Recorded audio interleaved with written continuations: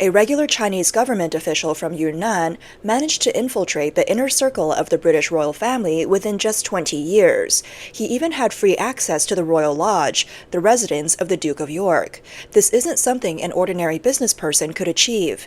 This individual, Yang Tengbo, also goes by Chris Yang. It was exposed on December 12, 2024, when the UK Special Immigration Appeals Commission ruled against him. It turns out that he was backed by the Chinese Communist Party's United Workfront Department, operating as an overseas spy under the guise of business dealings to influence both the political and business sectors in the UK. Yang Tengbo, born in 1974, worked as an ordinary junior official. In 2002, he went to the University of York in the UK and earned a master's degree in public administration and public policy. Just after graduating in 2005, he founded Hampton Group International in the UK. Initially offering tourism services, he quickly expanded into investment consulting, achieving rapid success. By 2013, he even secured permanent residency in the UK, a remarkable achievement.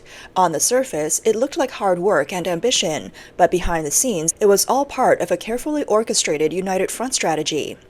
Yang's breakthrough moment came in 2012 when he developed ties with Prince Andrew. Despite scandals, Prince Andrew remained Queen Elizabeth's second son, a significant figure in the British aristocracy.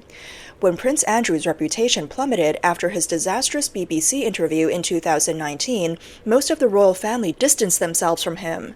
Yet Yang Tengbo didn't pull back. He grew even closer. This suggests that the Chinese United Workfront Department was aiming to catch big fish.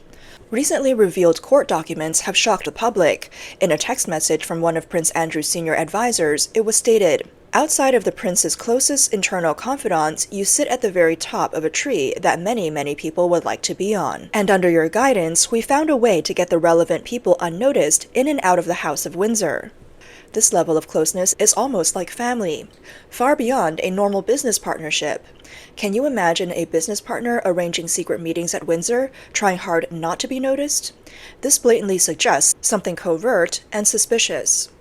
What's even more chilling is the message from Prince Andrew's advisor to Yang Tengbo. Important. Manage expectations. Really important not to set too high expectations. He is in a desperate situation and will grab onto anything. In simple terms, Prince Andrew's scandals left him disgraced and vulnerable, an easy target to manipulate. The UK court ruling hit the nail on the head. It is precisely Prince Andrew's series of scandals that left him defenseless, making him an easy pawn for Chinese targets. In November 2021, MI5 intercepted Yang Tengbo at the UK border and uncovered hard evidence straight from his phone. The findings were shocking. Yang had been authorized to establish the Eurasia Fund for Prince Andrew, a platform to help Chinese investors enter the UK market. The phone also contained letters sent directly to Beijing's United Workfront Department, names of its members, and even a message identifying himself as a Chinese People's Political Consultative Conference overseas representative. Any pretense of being a successful businessman was shattered. He was a high-level operative for the United Front all along. The Eurasia Front was merely a tool for the CCP to infiltrate UK markets, gradually influencing and manipulating the country's political and business landscape. In May 2022, MI5 issued Yang a banned from entry order, citing him as a direct threat to UK national security. The British government formally announced in February 2023 that the ban would take effect in March. Undeterred, Yang brazenly tried to board a flight to the UK in February, only to be stopped at the last minute. Left with no choice, he appealed to the Special Immigration Appeals Office, a shameless move for a spy caught red-handed. During the court proceedings, even more startling details emerged. Yang Tengbo wasn't just manipulating Prince Andrew. He had also infiltrated the inner circles of top Conservative Party figures, including former Chancellor of the Exchequer and senior leaders like former Prime Ministers David Cameron and Theresa May. Photos from these political heavyweights illustrate just how deeply his network had penetrated. UK security agencies are still investigating whether Prince Andrew received funds facilitated by Yang Tengbo. MI5 Director General Ken McCallum had publicly warned that the Chinese authorities are playing the long game and cultivating contacts to manipulate opinion in China's favor, gradually building a debt of obligation. So how did people like Yang Tengbo manage to thrive in the UK? It all comes down to the 48 Group Club, an organization widely regarded as a bridge for UK-China trade, but in reality, a red pass for Chinese influence. It was founded in 1954 when 48 British businessmen visited Beijing to meet Chairman Mao. They returned to the UK and set up the group. After merging with the China-Britain Trade Council in 1991, it became the largest lobbying arm for the Chinese Communist Party in the UK. The group claims to be at the core of UK-China trade relations, but it has willingly acted as a mouthpiece for Beijing. Just look at its honorary member list to see how deep its influence goes. Former Prime Minister Tony Blair, dukes from Buckingham Palace, top professors from Cambridge and Oxford, the chairman of British Airways, and even Huawei executives. It's effectively a VIP salon for the CCP in the UK. In simple terms, Western elites have been won over by Beijing's charm offensive, selling their credibility for small slices of the Chinese market. The irony is sharp. The group's founder, Jack Perry, was a member of the British Communist Party. His son, Stephen Perry, now has direct access to President Xi Jinping, a privilege even the British ambassador lacks. The third generation, Jack Perry Jr., is even bolder, boasting that reading Marx, Lenin, and Mao is more valuable than studying law. 3 generations of this red family have turned an ordinary business association into the most powerful CCP-connected network in Britain, linking Buckingham Palace to Downing Street and covering every corner from Oxford and Cambridge to London's financial district. This is CCP United Workfront at its most sophisticated. The most absurd twist in this saga is the Anonymous Protection Order. In March 2023, the then Homeland Security barrister Suella Braverman labeled Yang Tengbo as a person conducting covert, deceptive activities for the CCP. Braverman added him to the banned entry list under the codename H6. After losing his case, Yang Tengbo appealed in July, but the court firmly sided with the Home Office, ruling him a threat to national security. However, just before the December 12th ruling, Yang pulled off an audacious move. He ran to the High Court and secured an extension of the Anonymous Protection Order during a private hearing with Dame Victoria Sharp and Justice Martin Chamberlain. This means Yang can continue hiding behind the anonymity of H6 until further hearings or a final court decision. MI5 has already confirmed his ties to the CCP United Workfront Department, and judges have openly described his relationship with Prince Andrew as shockingly abnormal. Yet, even with overwhelming evidence, this anonymous order persists. Whose reputation is being protected here? The biggest beneficiaries of this anonymity are, of course, British political figures who were closely associated with Yang Tengbo. Now they can feign ignorance, saying, "Yes, there's a photo of me with H6, but I honestly can't recall who he is." But everyone knows that regular businessmen don't get photographed with politicians day in and day out. This clearly involves a systematic operation orchestrated by Beijing. The anonymity order has effectively become a shield for certain political figures. The public backlash has been fierce. Nigel Farage, leader of the Reform UK party, has vowed to expose the Chinese spy in Parliament and tear down the facade. Labour MP Graham Stringer bluntly called the situation absurd, stating, "Allowing someone suspected of monitoring our nation to remain anonymous is ridiculous." Home Secretary Yvette Cooper echoed this sentiment on radio, demanding the anonymity order be lifted so that justice could be served. British MPs are even threatening to invoke parliamentary privilege to name Yang Tengbo in the House of Commons, closing any judicial loophole and ensuring the public knows the full story. Under mounting public pressure, the High Court finally caved. On December 16th, the dramatic reversal came. Yang Tengbo's anonymity order was lifted. He was publicly revealed by his real name, leaving those politicians who hope to cover their tracks truly embarrassed.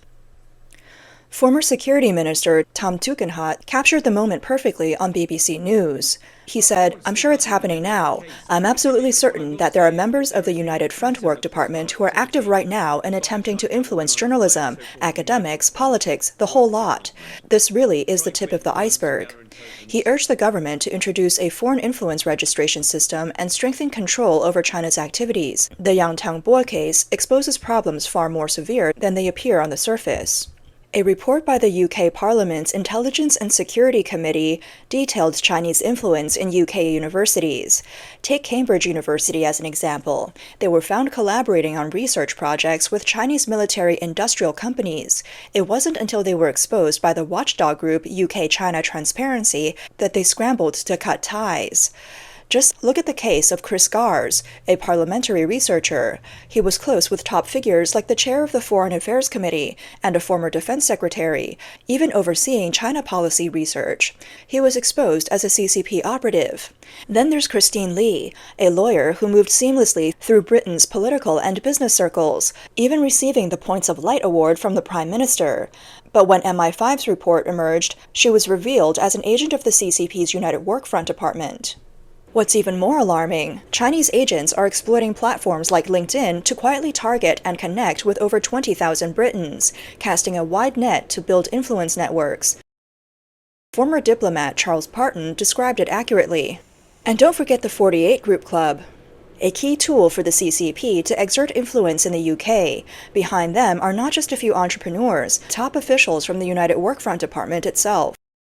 Names like former United Front Minister Li Yaochuan, former Vice Foreign Minister Fu Ying, and former Chairman of the Foreign Affairs Committee Zhang Enju are all connected. This vast network has successfully entangled British elite into China's carefully laid schemes. The most concerning aspect, however, is the erosion of British values. Professors who once championed democracy and freedom, and business leaders who once commanded respect in London's financial sector, were seen in April 2019 attending an event at the Chinese embassy to receive a lesson on Xi Jinping thought. For money and market access, they chose to bow to the CCP, abandoning the very principles and dignity they once claimed to uphold. The COVID-19 pandemic was a wake-up call for Western societies, forcing them to see the Chinese regime's true face. According to Pew Research Center, by 2020, 74% of Britons had negative views of China, a significant rise from 2019.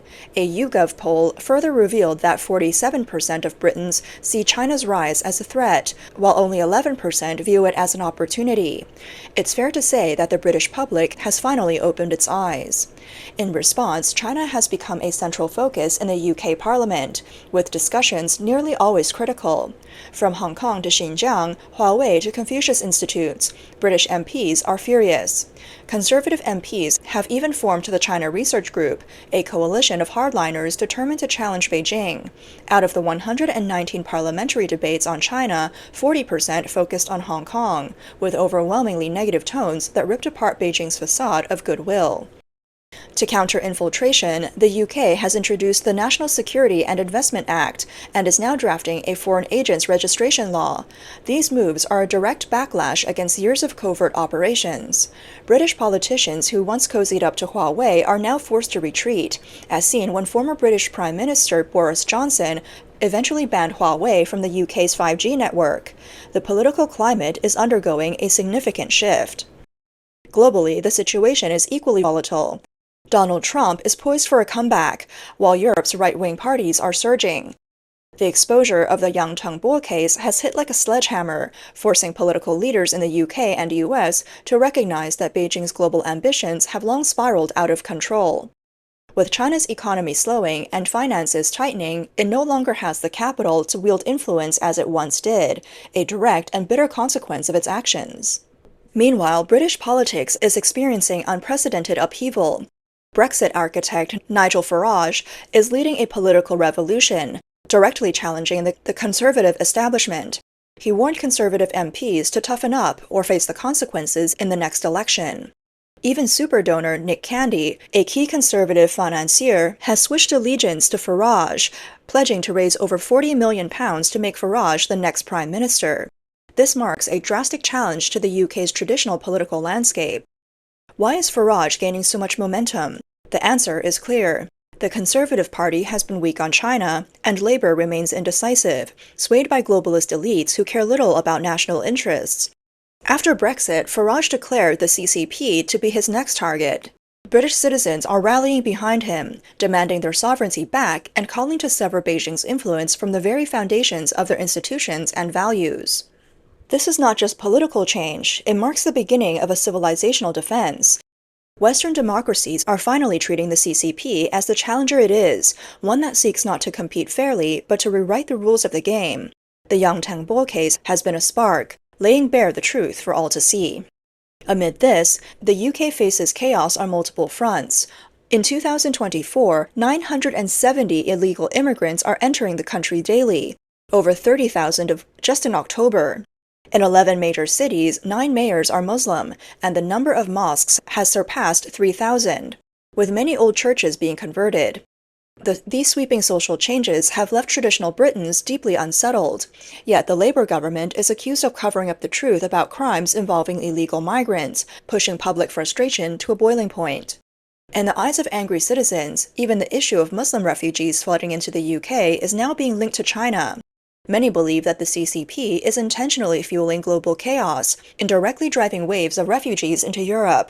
While this might be a stretch, it reveals how deeply suspicious British society has become, so much so that every crisis, rightly or wrongly, can end up being pointed back to the CCP. After all, the Chinese regime's deliberate attempts to undermine the West have made it an easy scapegoat for any instability. The Yang Tangbo espionage scandal has been a wake-up call, making the public realize that the country is not just facing an immigration crisis, but a broader national security chess game. Nigel Farage's rise perfectly reflects the societal awakening. He shares the same playbook as Donald Trump: strict immigration controls, defending national sovereignty, promoting small government, and embracing free markets. A combination of right-wing policies that is rapidly winning support. Former Conservative MP Andrea Jenkins and Conservative Home founder Tim Montgomery have already defected to Farage's Reform UK party. Such large-scale shifts highlight the deep disillusionment with Britain's existing political establishment. The situation is even more awkward for the Conservative Party. They recently elected Kemi Badenoch, their first black female leader, but the internal fractures are growing wider. Even Elon Musk chimed in on X, predicting that Reform UK will win the next election. Under Labour's leadership, the next general election isn't expected until 2029, 5 years away. In the meantime, CCP spies will continue to infiltrate and operate. The British public is running out of patience. The Yang Tangbo case has exposed not only the deep infiltration of the CCP's United Work Department, but also the unprecedented challenge to Britain's institutions and values. This is not merely about a single espionage case, it's a battle to safeguard Western civilization.